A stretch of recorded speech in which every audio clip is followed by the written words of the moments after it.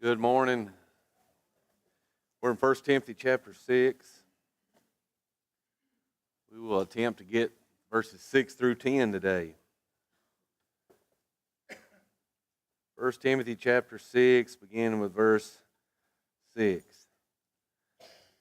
Quick review. Last week we talked about the fact that Paul again is encouraging Timothy for people not to teach things that are contrary to what that he has revealed unto Timothy, and if they do, they are people that they really go against Jesus. And he says sometimes people do that, sometimes people are argumentative, and they cause all sorts of problems, and he says, be careful of that and withdraw yourselves from those types of people. We ended last week with the fact that he said sometimes people teach things contrary for gain. And we talked about the fact that that's definitely true. Sometimes people will say and do things in every facet of life in order to gain financially, to try to better themselves, to get themselves to a place of that is higher socially, economically, whatever you would want to say. But he goes into talking about this whole idea of gain and this idea of wealth and money, and I think that's something very, very important for us today. Verse 6 says, now godliness with contentment is great gain. For we brought nothing into this world, and it is certain we can carry nothing out. And having food and clothing, with these we shall be content. But those who desire to be rich fall into temptation and a snare, and into many foolish and harmful lusts, which drown men in destruction and perdition. For the love of money is a root of all kinds of evil, for which some have strayed from the faith in their greediness and have pierced themselves through with many sorrows. When it comes to the idea of money, if I ask everybody in this room, do you like money? Do you like money? Oh, yeah. We like what it can do. And in essence, we all like money. And there's nothing wrong with money, and we're going to talk about that today. And sometimes people get the wrong idea, and man, they want to hammer down, and if you're rich, then you're horrible. And some of the best Christian people I know on this face of this earth are very, very wealthy people. We're going to talk about that. There's nothing wrong with that. So at the very outset of today's lesson, don't get that idea. There's nothing wrong with having things. There's nothing wrong with money. There is something wrong when we love money to the point that we will change things in our life. We will corrupt ourselves, and that's what we're going to see. He says, godliness with contentment is great gain. Remember in verse 5, he says some people teach things contrary to what Paul had taught, and they do that because they want to add gain to themselves. They're looking for dishonest gain. He says the greatest gain a person can have is to do what God would have us to do. That's where our peace is found. That's where we can find contentment. How many of you want to be content? Every person in here wants to be content, right? In fact, I would suppose that everybody in the world wants to be content. But the problem is everybody looks for it in different places, don't they? Go back to the book of Ecclesiastes. You don't have to turn there. Maybe you know it well enough. Did Solomon look a lot of places to try to find contentment? Yes. He searched everywhere, high and low. He tried everything that his mind could envision. But you see, contentment does not come from possessions. But does the world believe that it does?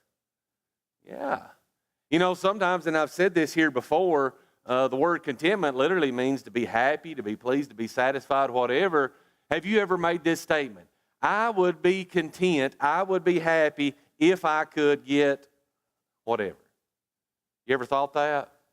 If I could just get to this in my life, then I would be happy. If I could just, have the house that's got 4 bedrooms, then we would be happy, and that's all we would ever want. What happens when you get a house with 4 bedrooms? Sometimes you won't want a 5, right?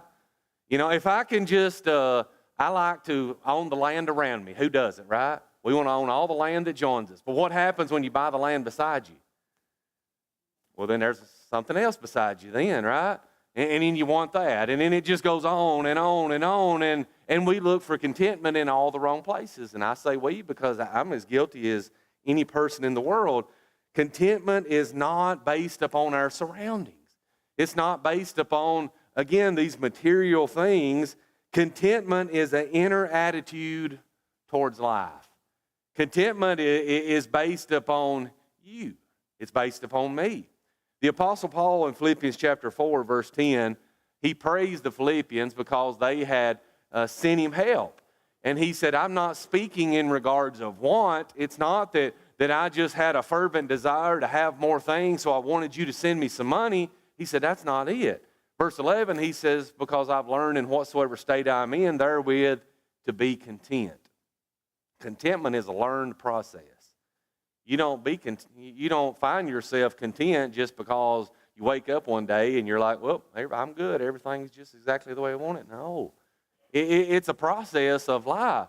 The Apostle Paul said in Philippians 4, verse 12, he says, I've learned how to abound and I've learned how to be abased. I've learned how to be hungry and how to be full.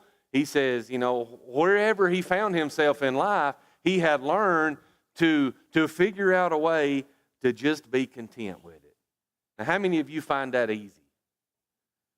Oh, I seen hands going up earlier, but now I don't see any hands, right?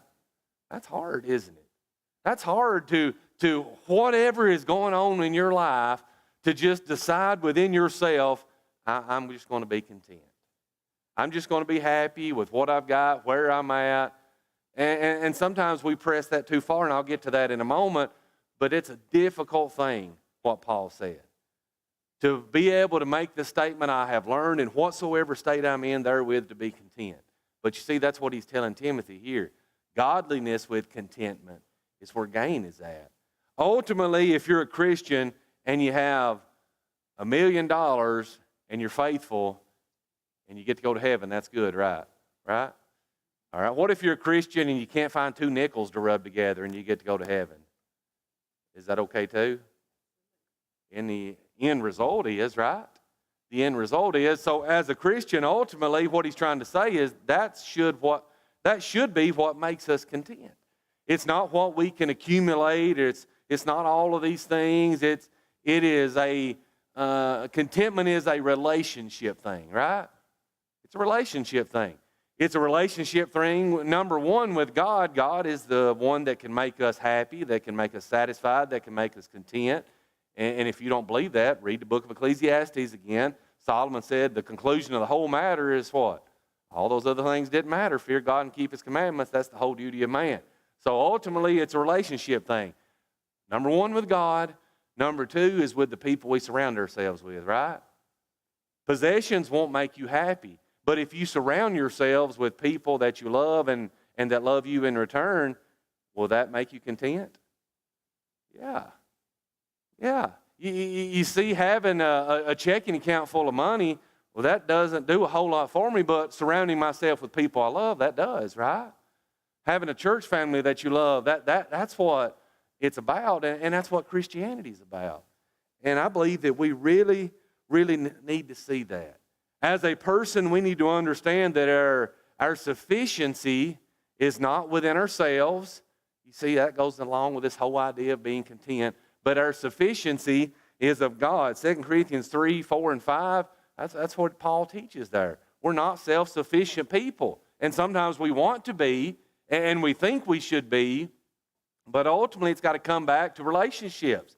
God is here, and I depend upon Him. The people I surround myself are here, and I depend upon them. And when I do that, I can find happiness. I can be content. And all of those other things have got to be secondary to those. What's the first and second greatest commandments in the law? Family Bible, or what does he say? Matthew 22, 36. Love the Lord thy God and love thy neighbor as thyself. It's relationships. He tells us that that's it. That's the most important thing in your life is your relationships. Number one with God, number two with people. And that's where you're going to find your inner peace. That's where you're going to find your happiness. Great gain that he's talking about here would be a spiritual gain and inner peace within you. And don't look at this always as talking about money. Verse 7, he says, for we brought nothing into this world, and it's certain we will take nothing out. Job said in Job 1:21, naked I came from my mother's womb, and how's he going to return? Naked. He didn't bring nothing in, he's taking nothing out. And, you know, you've never seen a hearse pulling a U-Haul, right? There's country songs about that. Don't even have a trailer hitch on a hearse, I believe one song says. And that's not what it's about. You can't take anything with you. You've heard the joke about the guy that wanted to be buried with his money, so his wife wrote him a check, put it in his suit pocket. He got all of his money, but I don't think he's ever going to get to cash it. Really doesn't matter. You brought nothing in, you're going to take nothing out. You know, the rich young ruler, when he came to Jesus and he says, Master, what do I do to inherit eternal life? Jesus says, you keep the commandments. Well, I did that. This is in Matthew chapter 19, verse 16. I've done all of that since my youth. He says, you lack one thing. Go and sell what you have and give to the poor. Well, what was his attitude then? He went away sorrowful. He couldn't do that because his contentment, his happiness was based in a different place. It wasn't based on relationships. It was based upon possession. The rich man in Luke chapter 16, rich man and Lazarus. The rich man had everything in this life that he could ever want. And in the end, after the judgment, after his judgment at least, what did it matter? Nothing. He brought nothing in. What did he take with him? Remember, Abraham said, son, in your lifetime, you've had everything. But now Lazarus is comforted and you're tormented. You could buy everything that you wanted in your lifetime, but now it doesn't matter. You brought nothing in, you take nothing with you. All right, verse 8. And having food and clothing, with these we shall be content. God is telling us to be content with the necessities of life. Be content with the things that you have to have. Now here's sometimes where people, they try to muddy the water, if you will. Sometimes people like to say, well, again, this whole idea that, we shouldn't always want more, and we shouldn't try to work harder, and we shouldn't accumulate, and we shouldn't have bank accounts, and sometimes people stretch that too far because God says be content with the necessities, but that does not mean that we should not work. That does not mean that we shouldn't be motivated to grow our businesses and all of those things. In fact, God teaches otherwise. He teaches us in the book of Proverbs to look at the ant. What did the ant do? The ant works and he lays up, right? The ant works and he stores up, and that way, look at us as people. What do? We work and we try to store up. Someday we're going to get to the age that we're not going to be able to work, and we want to be able to have the funds to enable us to live and do things and enjoy ourselves. And God, He doesn't have a problem with that. In Ecclesiastes chapter 7, even Solomon says, listen, while you're on this earth, I want you to enjoy yourself. There's nothing wrong with enjoying yourself. There's nothing wrong with being wealthy. I made a list here on my paper. Noah. Was Noah rich? I looked it up. Anybody been to the Ark? I've not been to the Ark up there in Kentucky. That Ark cost over $100 million to build. You say, wow, that was just built a few years ago. How much you think it cost Noah to build that Ark? A lot of money, didn't it? Noah was filthy rich. Filthy rich. Does that mean that he was a bad person? No. In Genesis chapter 13, verse 2, the Bible says Abraham was very rich. Read it for yourself, in silver and in gold. And man, Abraham was like Donald Trump. Not morally, but according to his bank account. He had everything. He had all of these servants. Man, he had herds and all kind of money.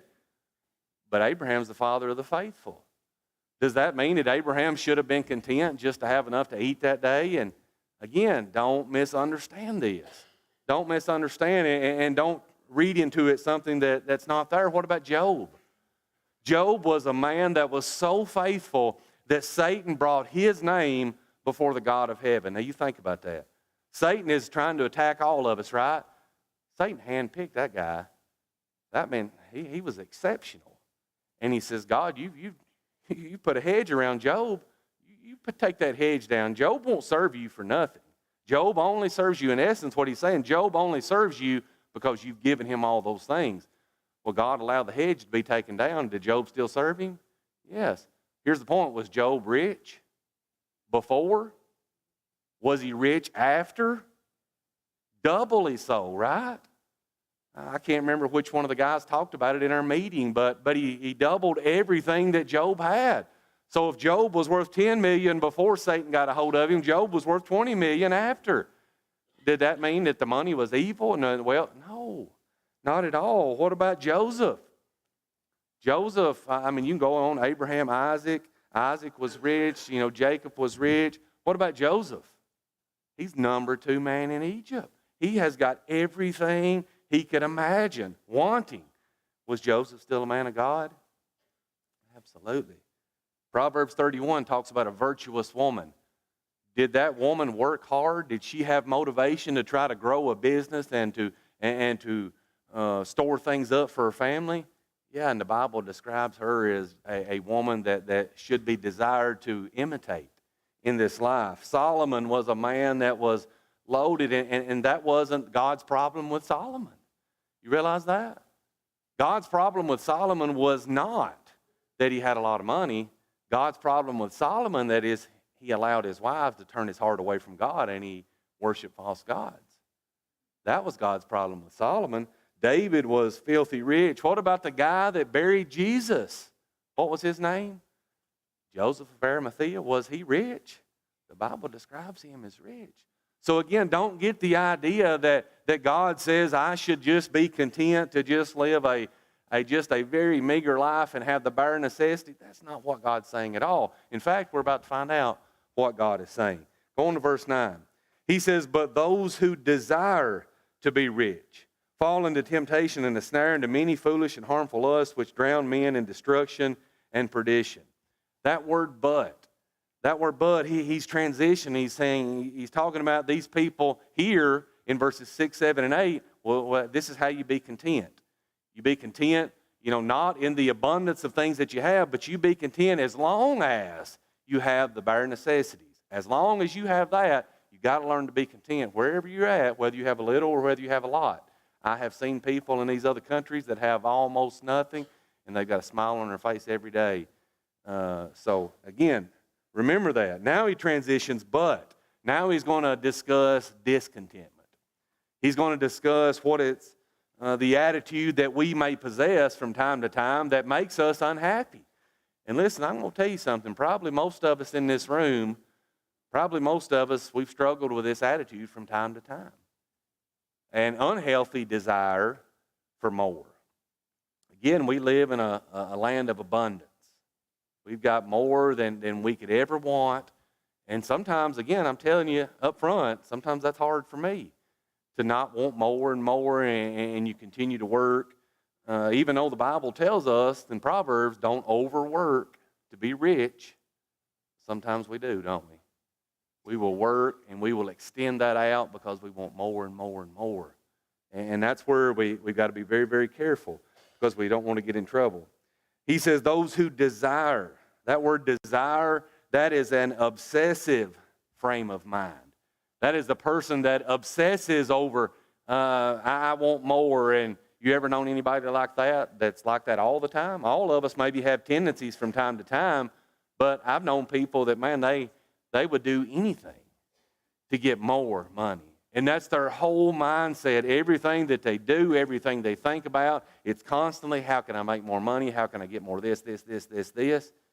He says, you got to be very, very careful when you find yourself in that state of mind.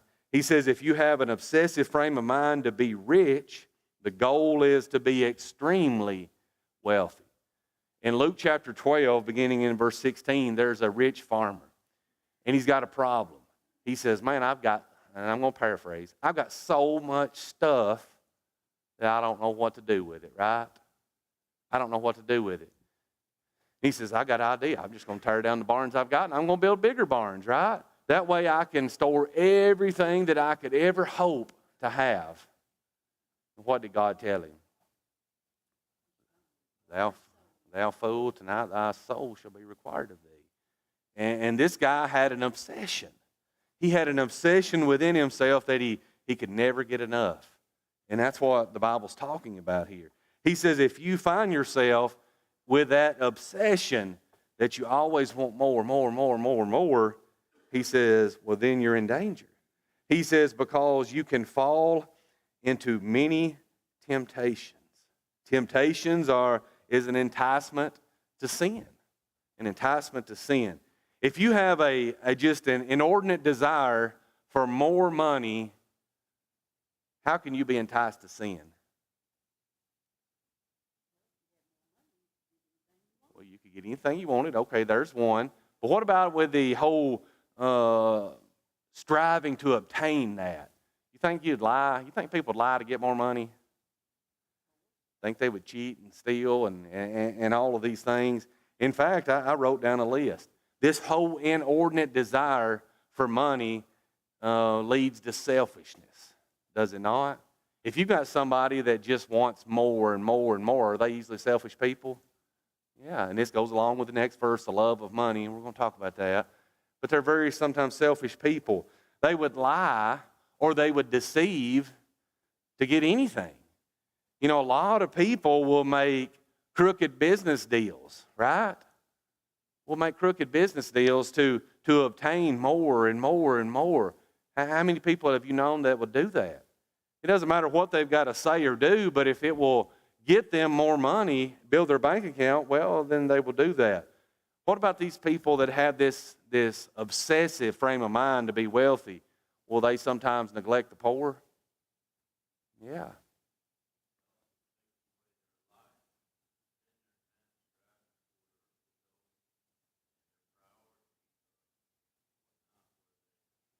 Oh, absolutely. Take away all your time. I even wrote down here to go along with that, they'll lose their family a lot of times. They'll lose their family. Well, what about, I wrote down adultery. How would that play in? You think there's ever been adultery committed because somebody has an obsessive nature to want more money? Yeah. How many women do you think in this life would throw themselves at a rich man?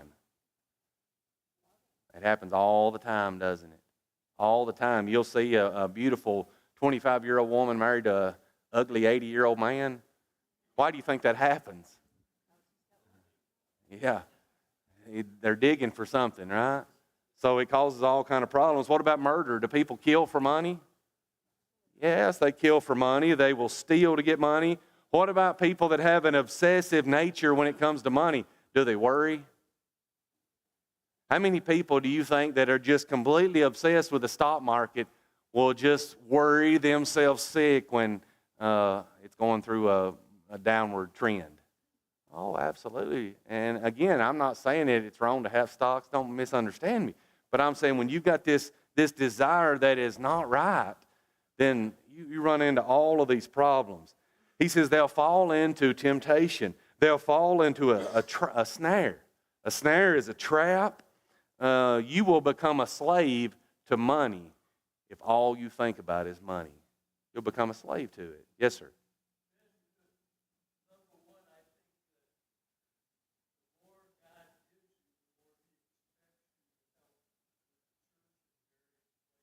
Oh, absolutely.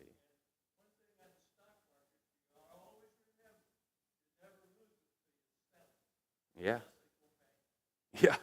Yeah, that's right. That's right. That is a scary thing sometimes. We want to build wealth and we want to do, but it's like he says, the more we have, the more God expects from us in every facet of our lives. So sometimes wanting more, well, you're going to be accountable for more. And that's a scary thing too. Quickly, I want to finish. He says these people, they will be a slave to that. They will fall into foolish and harmful lust.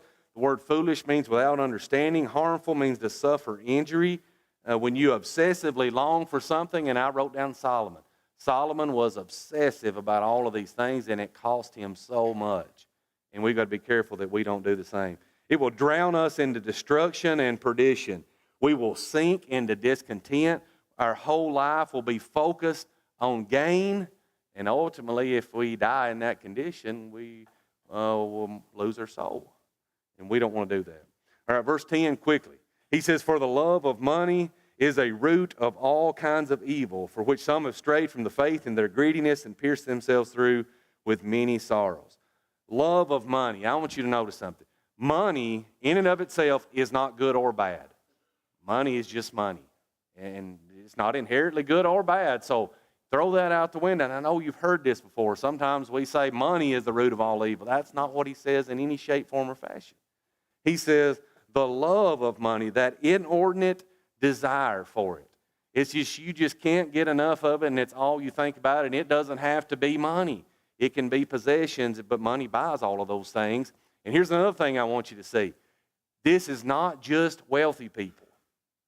Sometimes I have heard this, not sometimes, I've heard this a lot my whole life, and people throw that at wealthy people. Some of the people that love money more than anybody else I know don't have very much at all. But that's all they think about. And some of the most giving, good-hearted people I know are very, very wealthy. Listen, without very wealthy people, what would happen to the church and all of the works that we do? You ever considered that? If it weren't for wealthy people, we'd be in trouble, wouldn't we? We take the gospel all over the world. We try to send these people. We do all of these things. If it weren't for wealthy people, you see, God gives people wealth. And it's just like he said, God expects us to use it for him. So don't think that money is the problem. He says the love of money is a root of all kinds of evil. I underlined that word "a" several times because it's not the root of all evil. It's just simply a root of evil. You see, there's a lot of other things that causes problems, but it's just one. It's something, a root is something that produces fruit. So the love of money is just one of the many things in this life that can cause us problems, but it's one that we've got to be very, very careful of.